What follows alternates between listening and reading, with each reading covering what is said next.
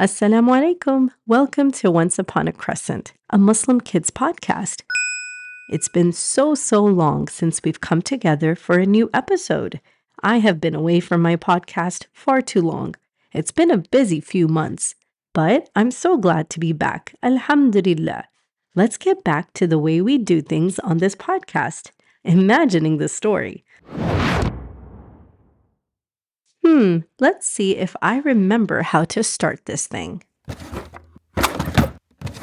Oh yes, that's how we do it. بسم الله الرحمن الرحيم. Today's story is called Selma Loujain and Talya's Summer Afternoon. This episode was sponsored by Sister Rasha for her daughters, Selma Loujain and Talya. I hope you enjoyed this story. It was a beautiful sunny day in Brooklyn. The parks and playgrounds were filled with children enjoying this summer afternoon. Selma Loujain and Talya brought their pack of chalk to draw and write on the sidewalks of this playground. The girls, who were twins and 6 years old, knew exactly what they wanted to draw and write. Some of their favorite things were drawn on the sidewalk. They both drew their favorite food, sushi. They both drew one of their favorite people, their grandfather, and they also drew their favorite flag. This flag, they've been seeing it all around the city. The girls carefully laid out the green, black, and red chalk to color in the flag. A friendly stranger walking by with her dog stopped to see the artwork. She read the caption too. "Oh, I know which flag this is. It's the Palestinian flag." The stranger looked at the other part of the drawing and asked nicely, "Did you girls draw your grandfather here? This caption is the cutest. And your handwriting is perfect. This says, Cedo is our best friend." The girls nodded, smiling. Mama was close by with their youngest sister, Talya, who was playing with her favorite doll. Mama walked over closer to the girls and joined the conversation. "Cedo means grandfather. My family is Palestinian," Mama said, admiring the girls' hard work on the Palestinian flag that they just colored in.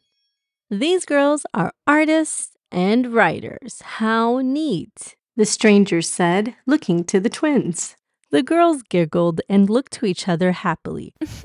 Talya, their youngest sister, was now peering at her big sister's artwork in admiration. Mama thanked the stranger passing by with her dog and asked the girls to follow her on the other side of the playground where Talya wanted to enjoy the swings. Selma and Loujain left their artwork and caption, looking at their joint efforts proudly. They handed Mama the chalk and skipped to the playground where they saw some intricately designed ropes in the shape of a dome. Selma's eyes brightened. She looked to her twin sister and said, "Do you want to try those ropes? I think we can do it." Loujain kept quiet, but followed her sister, who definitely seemed up to the challenge. Loujain held the ropes in her hands tightly, trying her best to lift her body up so she could step on the ropes near her feet. But once she did this, the entire rope dome started to wobble and shake. She did not feel safe on this new playground equipment, but the other kids around her were not bothered by the wobbliness of the ropes, including her sister Selma. Selma was grinning all along as she stepped up to each rope higher and higher until she reached the highest point of the dome. Loujain heard her sister from the top.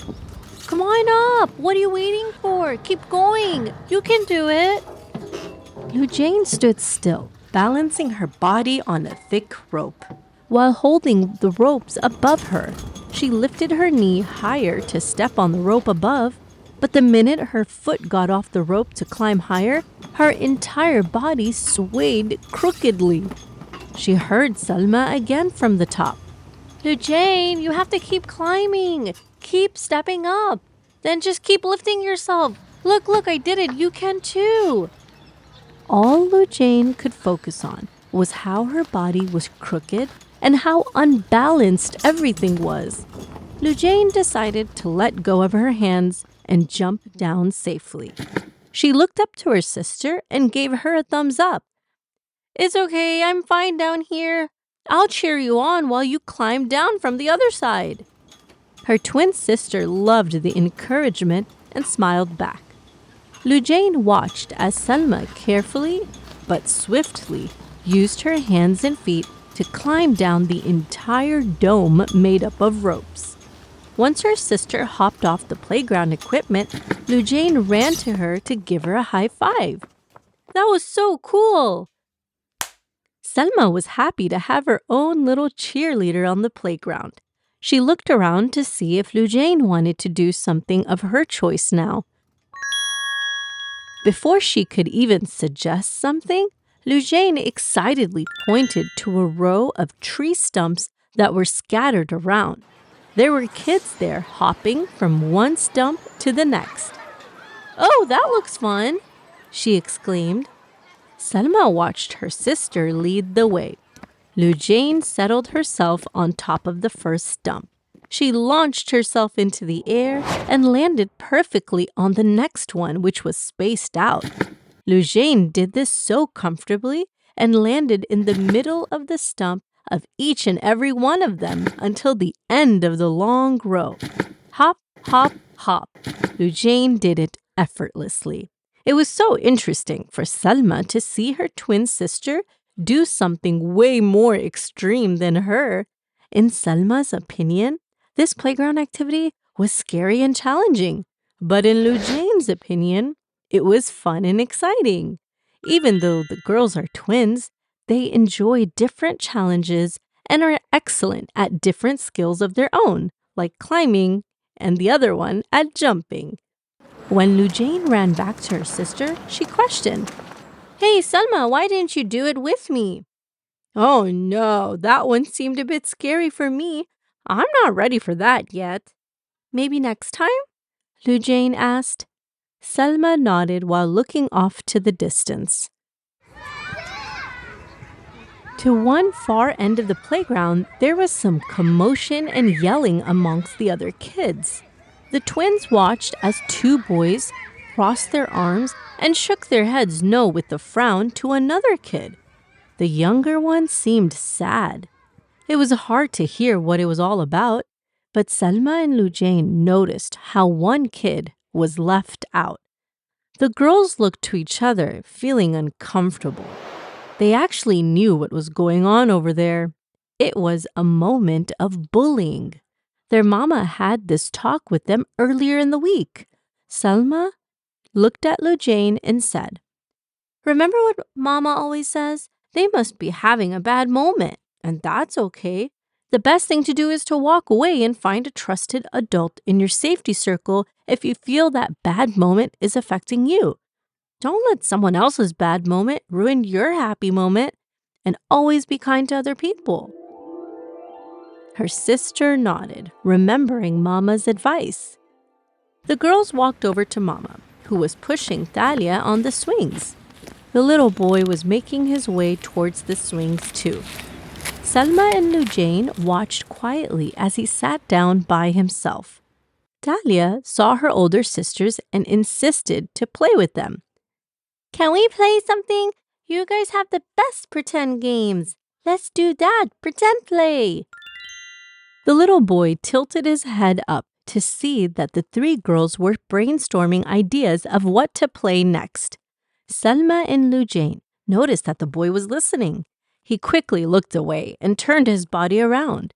He hugged his knees and sat by himself quietly. Selma whispered to Loujain, "I think we should teach him what Mama teaches us. Maybe it'll help him." Loujain nodded. The twins walked over and tapped the boy on the shoulder. He looked up, sniffling. The girl spoke up kindly. "You know, our Mama tells us that if another person is having a bad moment, it's okay. You simply need to walk away and continue having your good moment. If it affects you, You should find an adult in your safety circle. I hope you feel better now that we told you that. Would you like to play with us?" The little boy nodded and quietly asked, "What kind of pretend games do you guys play?" The girls grinned and explained one game called Hot or Cold. The girls decided to play this game with Talya too. Selma would hide a red chalk somewhere on the playground, and the others would try to find it. If they were close to it, she would say, "Oh, you're getting hot." If they were far away from the chalk, then she would say, "Oh, you're getting cold." The clues would eventually help the players to find the red chalk. Mama watched the girls run around with the new little friend whom they taught a very important lesson. Talya carried her doll around with her as she played with her sisters and this new friend. Her energetic 3-year-old self joyfully participated in this pretend game. Mama made a dua in her heart for her girls. "Oh Allah, have mercy on the girls and protect their kind little hearts. Ameen." This lesson that the girls taught the little boy was a really special one to learn because it relates to what the Prophet ﷺ taught us. It was narrated by the Prophet ﷺ, who said, "The compassionate one has mercy on those who are merciful. If you show mercy to those who are on the earth, he who is in the heaven will show mercy to you." So, my dear kid listeners, be like Selma Loujain and Talya. Show mercy to those around you, and Allah will show mercy onto you too. Insha'Allah. Jazakallah khairan for listening to today's episode. If you would like to unlock more episodes, 14 of them on Maryam and Ismail's story, then please click on the Patreon link in the description box below. Please check out my brand new paperback book called What Do You Do When You Don't Feel Like You? A story about how to be in control of your emotions. You can order that on Amazon today. Until next time, Assalamu alaikum.